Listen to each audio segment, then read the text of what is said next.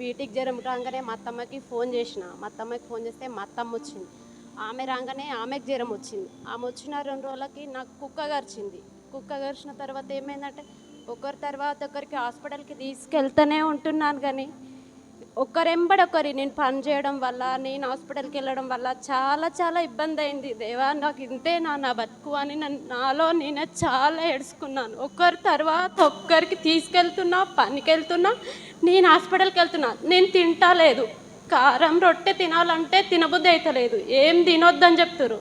4 రోజుల తర్వాత మా అమ్మలు వచ్చిర్రు. మా అమ్మలు వచ్చినా నేనేం తినలేకపోతున్నా, పని చేయడం నాకు తప్పట్లేదు. ఏంది దేవా నా పరిస్థితి అని చాలా చాలా ఏడ్చుకున్నా. నేను ఇంతేనా నా పరిస్థితి అని చాలా బాధేసింది. నా పిల్లల వల్ల, నా పిల్లలకు జ్వరం రావడం వల్ల నేను ఏం చేయాలో నాకు అర్థం కాలేదు. అసలు ఒక రోజంతా మా అత్తమ్మకు అసలు మోషన్స్, వామిటింగ్స్ ఫుల్, అసలు లేవలేని పరిస్థితిలో ఉండే. నాకు అక్కడ తెలిసిన అన్న ఉంటే అన్నకి ఫోన్ చేసి, అన్న సరే అర్జెంటుగా రండి అన్న, హాస్పిటల్ తీసుకెళ్తాం మా అత్తమ్మకి అస్సలు బాగోలేదంటే ఆ అన్న అర్జెంట్ వచ్చిండు. మళ్ళీ అన్నకి ఫోన్ చేసిన, నేను ఎంబడే ఫోన్ చేస్తున్నా.